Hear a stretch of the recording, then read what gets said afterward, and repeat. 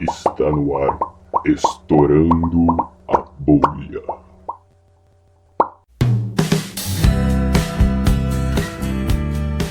Professora, falando agora da parte da pós-graduação, como que foi sair da física e entrar de cabeça mesmo na área de geofísica nuclear, no mestrado e a experiência com as novas matérias e essa nova área do conhecimento que a professora abriu.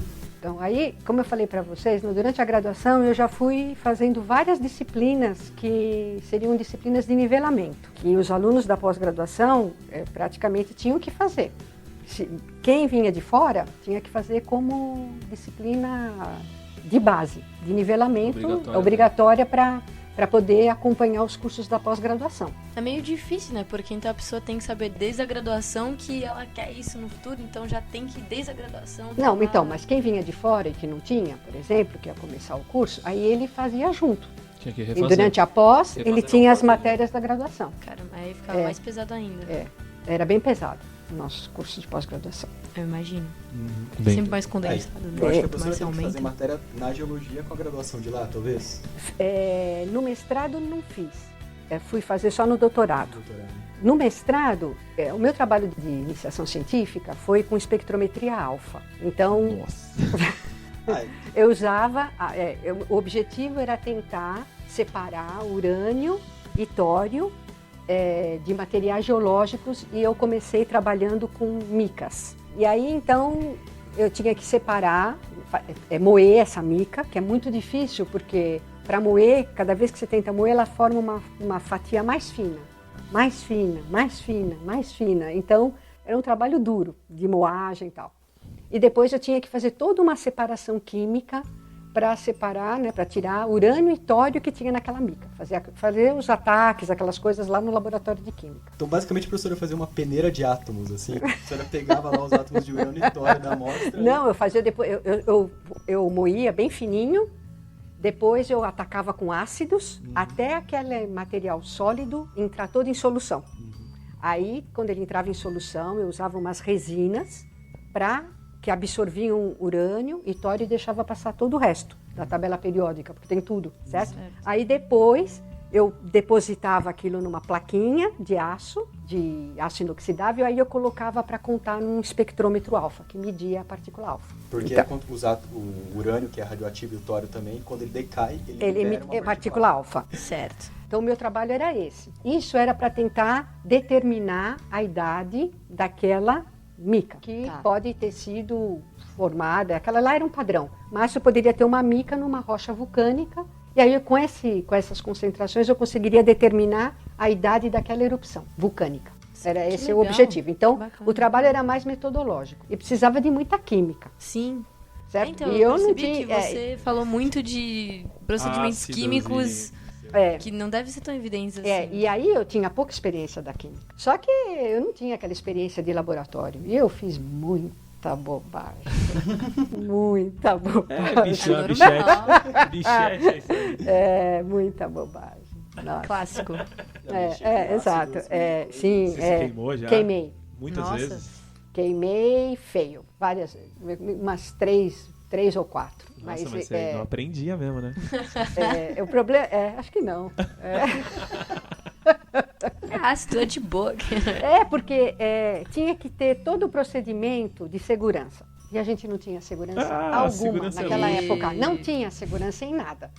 Então, o certo era abrir com luva. A gente abria, achava que não caía na mão, mas às vezes era uma gotinha de nada. E o ácido fluorídrico, ele é um ácido considerado fraco, né? Do ponto de vista da química. De pH. Mas ele é muito tóxico. Né? Mas ele é, para o ser humano, uma catástrofe. Ele adora entrar embaixo da unha. Ai, que gostosinho. Aí a gente não dorme nada, fica a noite inteira com aquela coisa pulsando assim, embaixo da unha. E às vezes a unha cai. Você já perdeu a unha? Não, não perdi. Quase. Mas uma vez eu saí de tipóia com as duas mãos. Nossa, mas aí de dentro do laboratório. Ai. No negócio de ácido fluorídrico, uma vez um professor de paleontologia estava contando que eles também fazem esse mesmo processo para dissolver a rocha. O silício, na verdade, ele ataca. Ele ataca a sílica da rocha. E aí falaram que uma acho que francesa ou inglesa, sei lá, levou o ácido fluorídrico e deu pro marido. E Uau. aí deu uma gotinha. Depois foram descobrir que foi isso que tinha acontecido. Que o cara teve um piripaque e faleceu, assim. Você Ah, ninguém é? sabia por quê. Ó, o crime perfeito Olha do que podcast. Eu achei bem incrível. Então, você viu o quão tóxico que era. É um veneno, assim. É um veneno, exato. E assim, a gente mexia com ele, eu mexia com material cancerígeno, meio sem saber, entendeu? Deixava às vezes cair na mão. Que tipo esses bromofórmio, essas coisas, assim. Fiz muita bobagem. Mas é importante, né? Mas hoje em dia a gente não deixa os alunos fazerem, não. Ah, mas é legal quando a gente faz. Não. Eu gostaria de perder uma unha. Minha unha é mó feia já. Então, ó, pega aquela porta ali e fecha no seu dedo, que vai dar certo também. Pra que ácido? Não. Hoje em dia a gente tem esse conceito de segurança, Ah, tem que né, ser nos forte. laboratórios. Mudou É totalmente. muito forte, mas Tem que ser. tem que ser, com Tem que certeza, ser. mas não seria só estar com a roupa adequada, óculos, luvas, essas Então, coisas. exato, e mas a pronto. gente não tinha essa instrução. Não davam pra vocês? não. Abre esse pote aí, tá de Nada, boa. não dava. Só A gente respira, não tinha um técnico que cuidasse do laboratório. Talvez até tivesse nos laboratórios de química. Nossa. Mas, sabe, eu andava, por exemplo, com reagentes no carro. Por exemplo, É complicado pensar nisso, mas quando você vai pensar que nem a Marie Curie, que mexia com material radioativo, a exposição é um negócio muito pesado e não tinha nenhuma proteção nem nada. Nada. Não, e os relógios lá que brilhavam no escuro, que as Que o mulheres pessoal tinham usava. que fabricar. Então. Todas Você elas morreram sente de câncer também. Então, toda vez que você tá numa área que tá crescendo ainda, que o pessoal não tem muita noção de segurança, você tá sujeito a essas situações mesmo. É. Complicado. Mas você acha que não daria hoje em dia pra gente com segurança manusear esse tipo de Sim, negócio? pode. Os alunos, Seria muito os legal. alunos manuseiam. Ah, tá. Eles fazem tudo, só que com segurança. segurança. Tem Bota que um ser. óculos, bota a luva. Você veja um aluno sem luva no laboratório, fala, pelo amor de Deus, não deixa nem ir de chinelo, não pode. Não. Mas a gente não tinha ninguém para Pra fazer orientar. muito essa instrução. A minha orientadora, que era a professora Marta, ela viajava muito na época. Então, ela não estava com a gente presente o tempo todo no laboratório. Então, eu e Fernando Brenha... Aí, Fernando eu tinha um Brenha. parceiro. O Fernando Brenha já perdeu a unha, tenho certeza. Eu lembro uma vez, o Fernando fazia umas experiências com radônio, que é um gás nobre e é radioativo. E aí ele colocava um material que poderia ter radônio, umas rochas e tal. Aí ele aquecia dentro de uma estufa, que a gente chama de mufla. E aí aquele material ficava incandescente, o vidro. E um dia, né, ele estava demorando lá para ele fazer o experimento, a gente abriu a mufla. E imagina, abriu uma mufla numa temperatura que estava mais de 600 graus. Nossa. Eu e ele, a gente olhou a mufla lá dentro e estava o vidro incandescente. Igual aquele dos A Simpsons. a gente fechou a mufla e estourou Lá dentro. lá dentro. Se aquilo tivesse estourado na nossa, Já a era. gente tinha se arrebentado ali. Porque os cacos, aquele negócio quando explodiu, É só a temperatura do Nossa. negócio, 600 graus. foi, acho que Só faltou foi o um fato dele cogumelo abrir ou radioativo, fechar, né? deve Choque ter entrado, térmico. foi um choque térmico, exato. Então a gente fazia cada Nossa, coisa. vocês correram um perigo. Corremos. Isso Só não era faltou só a explodir unha. o laboratório Isso- inteiro, aquilo né? era viver Nessa- perigosamente. Não sei se- Vocês não iam perder só a unha nessa. Piratas do- Nossa senhora. As Eu aventuras acho que de uma coisa Leila e importante- Era Fernando. aventuras no laboratório de geofísica nuclear. Exato. Uma coisa importante da gente falar, acho que pro pessoal e até pra gente mesmo, o que faz um elemento ser radioativo? Por que urânio é radioativo? O que você falou, o radônio.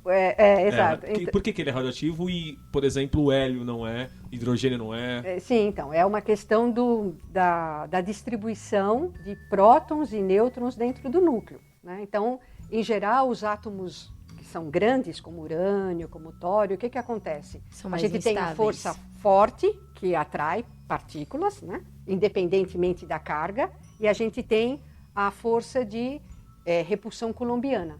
Quando esse Que é o equilíbrio... fato de ter dois prótons de cargas positivas juntas e eles têm que se repelir.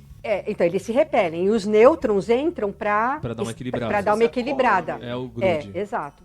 Só que a força nuclear forte, ela decai rapidamente com a distância, enquanto que a força de repulsão coulombiana, ela tem um raio de ação Maior. maior. Então, é isso com que faz. Então, se começa a aumentar muito, aquele núcleo, já a força nuclear forte, ela não é suficiente para manter juntos 2 prótons que estão distantes. Aí, então, ele vai se desintegrar para chegar numa configuração mais estável. E aí, ele vai decaindo, pode parar no próximo, ou pode continuar formando uma cadeia de decaimento. Mais estável. Até chegar numa configuração estável. Ok. E se ele é instável, por que ele é formado? Se a tendência é ele se tornar estável, por que Então, forma um instável? Porque forma dentro dos processos que ocorrem nas estrelas, né? Então Muita temperatura. Tem processos com reação de nêutrons. São processos Muito intensos, né? Acontece realmente bem no núcleo, Que aconteceu. E eu acho que tá todo mundo se perguntando por que na Terra tem isso aí, se acontece uma nas antiga explosão de estrelas. Então, porque aí a gente está recebendo. Nós somos a cinzas, a poeira das estrelas. Olha o Carl Sagan chegando aí de novo. Exato. Então. Assista Cosmos. Exato. É isso aí. Então, a gente agora tem essa radioatividade, mas isso, se não vier novo material para alimentar a Terra, esse sistema, né, vai, com o tempo, a tendência a acabar. Obedecendo a meia-vida de cada elemento radioativo. Meia-vida é... Conceitualmente, assim, é o tempo necessário para que o número de átomos daquele elemento caia à metade. Então, por exemplo, a meia-vida do urânio 238, que é o principal isótopo de urânio, ele tem uma meia-vida de 4,5 bilhões de anos. Significa que Caiu metade só. que hoje nós temos metade de urânio na Terra do que a gente tinha quando ela se formou. Que a Terra tem 4,5 bilhões De anos, aproximadamente. exatamente. A gente, só pra fazer o link O aqui. interessante como calcular essa idade da Terra. Foi um geofísico nuclear que fez isso. Novamente, O Claire assista Cosmos. Patterson. Assista Cosmos, episódio 11, não é? 7, episódio 7. É Da primeira temporada, pessoal. Que é É muito da legal, hora. porque ele fez a datação de um meteoro. Meteorito. Professora, você tá acertando tudo de astronomia. Eu realmente sou apaixonada por você. Que é isso que é muito legal, porque ele pegou um meteorito, mediu a idade dele, e aí ele conseguiu determinar a idade da Terra, que ninguém sabe, assim, o ponto, assim, a Terra existiu nesse exato momento. Então Sim, é a partir de quando formou a matéria. A Via Láctea toda, será? Sim, não. É a Sistema idade do solar. sistema solar. Que a gente assume que é a idade dos meteoritos, que a gente está dentro de um sistema comum. Né? Então, a origem coexiste. é uma origem comum. Então, a idade que a gente assume para a Terra é a idade dos meteoritos, que estão lá no cinturão de asteroides, que fica entre Marte e Júpiter.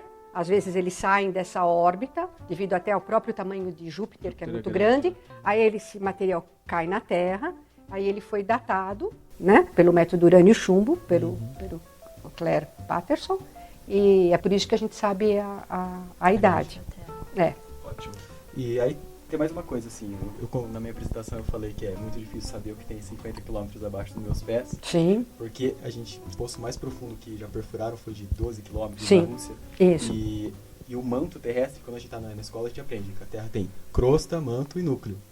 E o manto terrestre, a gente não tem acesso a ele, não sabe a composição dele, como ele funciona. E tem toda uma linha de pesquisa buscando compreender a composição do manto terrestre. Mas a gente tem alguns... Tem pontos de afloramento do manto? Sim, o manto vem na superfície, às vezes em algumas erupções vulcânicas. Então, quando eles vêm junto com a rocha, né, o magma que estava fundindo dentro do manto, e que a fusão não estava completa, porque lá no manto terrestre nunca funde completamente, porque ele é imenso. E aí, nesses processos, ele carrega pedaços de fragmento que não sofreram fusão. Eles se chamam de xenólitos. Xeno, no grego, significa estranho. Então, lito é pedra. Então, é pedra, rocha, estranha. Certo? Então, elas são verdes. Eu lembro uma vez que eu perguntei para os alunos na disciplina, que cor que vocês acham que é o manto? Aí todo mundo falou laranja. Eu falei, gente, laranja. Aí eu levei lá o meu xenólito, eu tenho vários, mas o meu favorito é o de Fernando de Noronha, que eu peguei lá, se um dia vocês forem para lá. Eu já fui para lá. E eu não peguei um xenólito. Não! Nossa! Ele nem sabia, ele Isso pisou é no muito xenólito. grave! Não pegou o xenólito. Chutou o xenólito achando que era pedra. Falou, é uma pedra verde. Pode chutar. Exato. Lá tem lindos xenólitos, na Ilha de São José. Você não chegou a ver um lugar que tem disjunções colunares? Bem bonitinhas, que você anda até em cima. Sabe o que é disjunção colunar? Não. Não? Disjunção colunar é uma estrutura que se forma quando a rocha vulcânica resfria.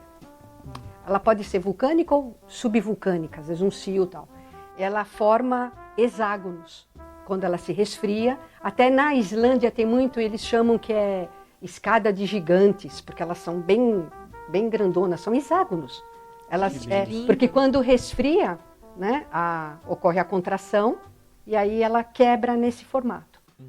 Por um problema térmico de distribuição de temperatura Nossa, nos mas corpos. um hexágono? É um hexágono perfeito. Problema térmico. É um Que problema. problema mais bonito, né, gente? E aí, falando sobre o manto já, o seu trabalho recente busca entender a composição geoquímica do manto durante o processo de abertura entre o... O Atlântico e a abertura do Atlântico separando a América do Sul, África. Então. Aí eu comecei a minha iniciação científica na espectrometria alfa, gostando de radioatividade. Aí a minha orientadora, que era a Marta, me propôs então trabalhar com um método de... Sabia que eu gostava de laboratório, embora eu fizesse aquelas bobagens.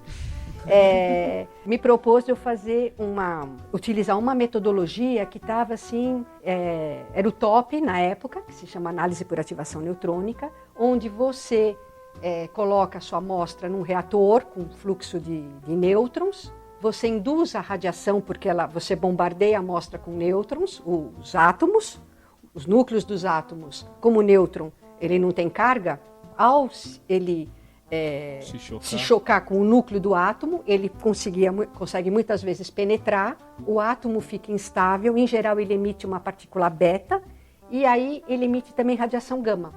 E pela radiação gama a gente consegue saber qual é a concentração que aquele elemento está na amostra, comparando com um padrão. E aí foi isso que eu comecei a fazer. E também não tinha nada desse assunto, quase ninguém trabalhava com isso, ela tinha trabalhado na Noruega na época, então ela tinha feito um estágio num laboratório lá, e aí eu comecei a trabalhar nesse assunto. Então, e qual foi o alvo das minhas rochas? Foi os basaltos da Bacia do Paraná. Então foi quando eu comecei a trabalhar na Bacia do Paraná, que foi em 1980, e trabalho até hoje, né? Porque esses basaltos, né, eles são relacionados ao processo de abertura do Oceano Atlântico e separação América do Sul-África. Um grande derrame, né?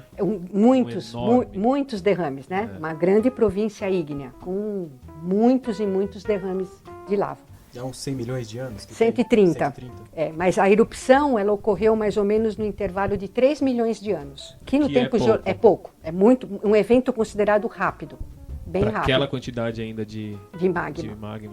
Porque esse magmatismo ele pegou o sul de São Paulo, sul de Minas Gerais, pegou São Paulo, Mato Grosso do Sul, Paraná, um pedacinho de Goiás, Paraná inteiro, Santa Catarina, Rio Grande do Sul, Paraguai, Uruguai, Argentina e tem um pedaço na África, na Namíbia. Muito grande. É muito grande. Então tendeu muito mais esse magma vir para ficou, porque foi antes da abertura. Foi antes da abertura, claro. Quando quebrou, só ficou um pouquinho lá. Na verdade, a rachadura foi mais para a direita do que para a esquerda. Isso. Tem que pensar de outra forma. Onde que está esse... Mais para o oeste do que para leste. Sim. Não era um vulcão, eram fissuras, por isso que a gente chama de magmatismo fissural. Grandes fissuras. Tipo dorsal, assim? Quase, mas não tão grande, mas eram fissuras. Agora, a gente sabe que teve locais onde, mas são pesquisas que esse ano eu organizei um evento sobre vulcanismo, até o pessoal aqui da IAG Júnior me ajudou muito. Eles fizeram o boletim de resumos, fizeram a parte de diagramação, me ajudaram lá no evento e tal. Então, agora há registros que houve também alguns vulcões, né? Então, além dessas grandes fissuras, né, uma delas, né, um sistema relacionado a essas fissuras deve estar lá no Rio Paraná, onde corre o Rio Paraná, né? Então, ali provavelmente foi um local onde houve um grande um local de onde saiu uma grande quantidade de lavas. E descobriram recentemente isso. Os vulcões? Uhum. Sim, que agora eles estão vendo crateras. Estão analisando, Nossa, estão vendo interessante. crateras e tem gente agora fazendo mestrado, doutorado nesse assunto. Então aí, pessoal, quem Super quiser entrar, quente. tem um monte de coisa nova pra Tem descobrir. coisa. Sim, muito Verdade. quente. Foi assim, é de momento isso. Bem legal, porque até então é uma coisa totalmente nova. Totalmente nova. Muito legal. Então é aí que eu comecei nesse assunto.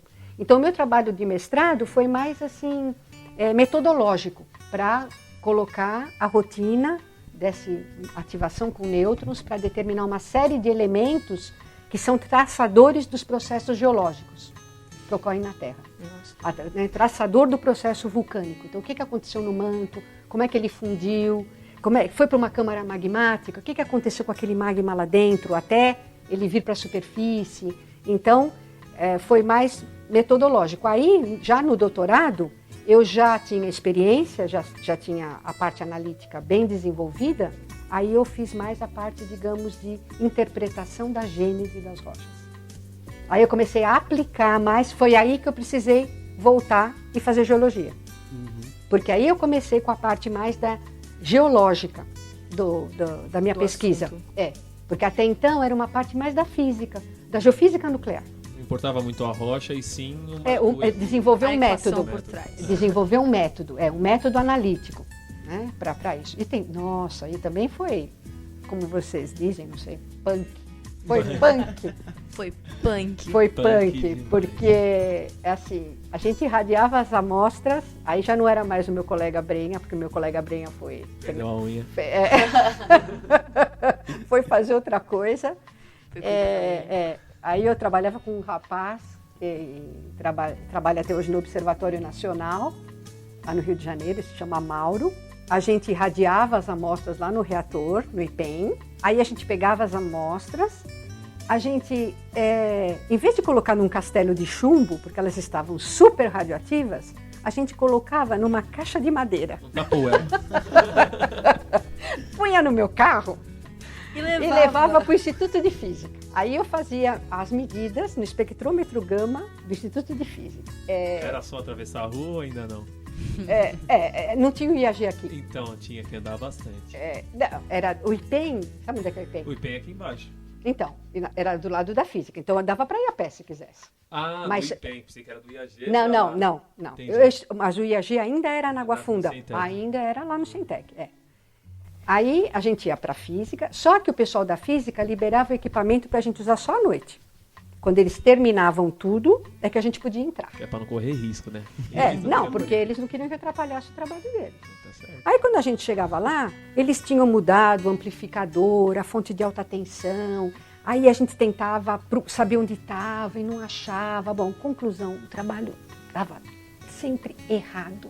A gente não conseguia reproduzir, fazer o experimento funcionar.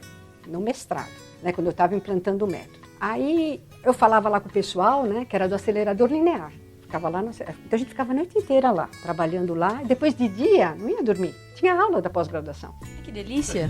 Aí pegava o carro, E ia eu pra reclamando. Água Funda, dirigindo lá. Tinha época que parecia que eu estava flutuando. Assim.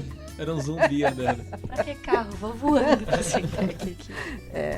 Chegou um dia que não dava nada certo, aí eu peguei e resolvi falar com um chefe lá no IPEM para ver se eu podia fazer o trabalho lá, porque eu achei que ele tinha sido orientador de um trabalho na química parecido, só que eu tinha feito análise por ativação, esse método aplicado não em rocha como eu, mas no mineral apatita.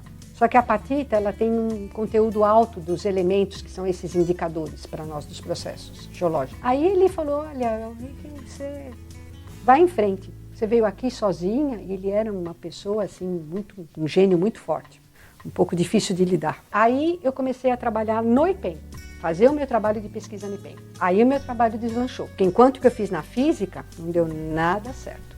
Nada. Mas a gente era perseverante. Brasil, entendeu? né? E tem que ter, né? FUSP. Mas o mais importante é que a professora não desistiu e continuou, né? Claro. Então, Porque exato. isso Nossa, deve dar muita vontade de desistir alguma hora, Sim, né? Quando não dá nunca certo, né? Sim. Se só com Lab 1 dá vontade de desistir, imagina com... Nosso Labião. Nossa, Lab 1. Exato. Imagina com o mesmo experimento dando errado depois de 50 vezes. Exato. Aí eu fiz o meu mestrado lá. Aí lá eu comecei a ter mais essas noções de segurança. Porque lá todo mundo trabalha com radioatividade. Então, quando eles viram a minha caixa de madeira, eles quase me mataram, certo? Quase me mataram. Imagina, né? Eu estava tomando toda a radiação que tinha lá dentro, né? Então, aí lá que eu comecei a usar luva, né? Aí tudo com blindagem de chumbo. Então foi só no mestrado que você começou a ter, na verdade, uma orientação adequada para esse tipo de experimento. Uns 3 anos de radiação. Só isso. Não, mas é que a da iniciação científica era ambiental. Não tinha problema, né? Na iniciação científica o problema era a química, os ácidos, as coisas. Os negócios de 600 no graus mestrado, explodindo na sua cara. Isso, exato. Aí o doutorado foi isso, foi aí que eu fui procurar geologia, né? E tenho amigos lá até hoje, né? E lá na geologia todo mundo tem apelido, né? Eu também tinha, obviamente. Meu apelido era xenólita. Tinha que ser, né? Exato. Eu era o corpo estranho lá, né? Xenólita da turma. Você não era verde, não? Mas eu achei que era um bom apelido. E às vezes eu encontro alguns colegas da minha turma. Oi, Xê. Oi, Xê. É o apelido do Xê, apelido. vem cá. Oi, Xê, chega aí. Oi, Xê. Agora não é mais Leila, é Xenólita. Xenólita. Estamos aqui com a xenólita. Você tem aula com a xenólita? Legal.